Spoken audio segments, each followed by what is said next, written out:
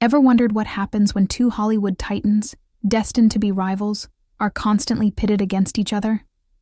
For decades, Sandra Bullock and Julia Roberts were seen as the queens of the romantic comedy, two megastars often competing for the same roles, the same box office crowns, and the same title of America's sweetheart. The media loved to paint them as adversaries, locked in a silent battle for the throne. But what if I told you Sandra Bullock didn't just compete? She played the game on a whole different level, outwitting her so-called rival in the most brilliant way imaginable. Let's rewind.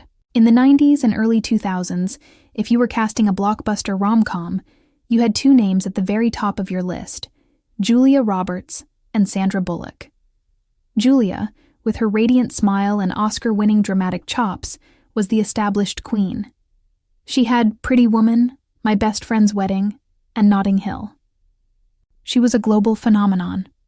Sandra, with her girl-next-door charm and impeccable comedic timing, was the incredibly popular challenger. She had While You Were Sleeping and Miss Congeniality. The rivalry narrative was irresistible. Both actresses commanded massive paychecks and had the power to greenlight projects. It was a classic case of two people at the peak of their powers in the same arena. And it's true, they were often up for the same parts.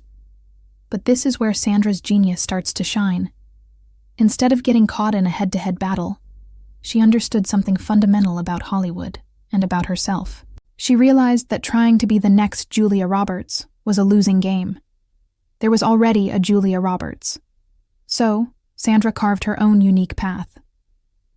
While Julia was the epitome of the aspirational, almost fairy tale-like movie star, Sandra leaned into her relatability.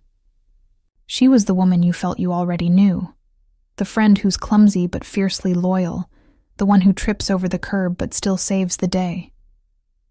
This wasn't an accident. It was a strategy. Sandra carefully cultivated an image that was distinctly her own. She didn't just play the part, she became the brand of relatable superstar. This authenticity resonated deeply with audiences. We didn't just want to watch her. We felt like we were with her. This created a different kind of connection, a unique bond that wasn't about being put on a pedestal, but about being welcomed into her circle. But the most brilliant move? It was how she handled the roles she didn't get.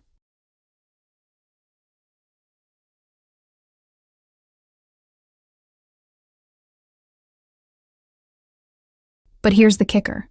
Julia Roberts was reportedly one of the first actresses offered the role of Leigh Anne Twohy. For various reasons, she passed on it. Many actresses might see this as picking up a second-hand role, but Sandra saw it for what it was, an opportunity. She didn't see it as Julia's rejection. She saw it as her own calling.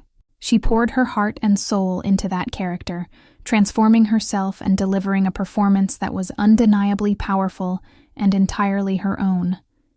She took a role her rival passed on and turned it into the biggest triumph of her career. That's not being second best. That's being the smartest person in the room.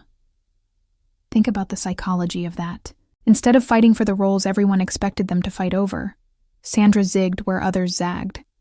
She understood that her strength wasn't in winning every single rom-com role, but in diversifying and showing her incredible range.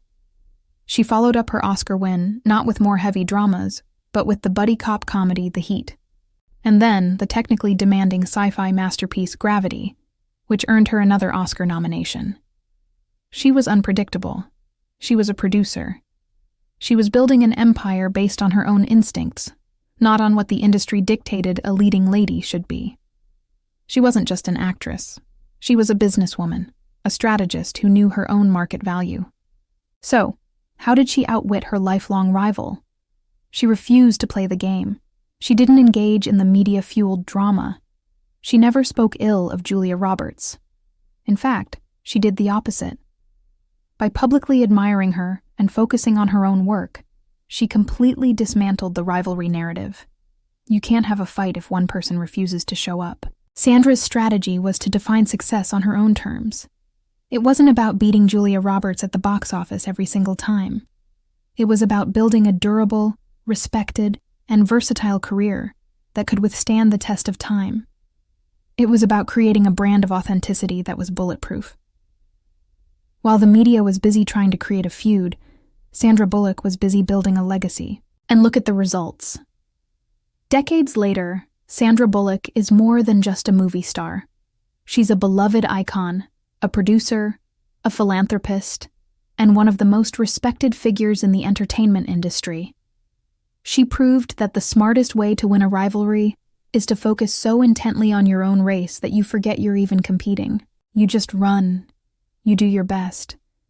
And when you finally look up, you realize you've built something unique and magnificent, all on your own terms. She didn't just outwit a rival. She outwitted the entire system that tried to pit two powerful women against each other.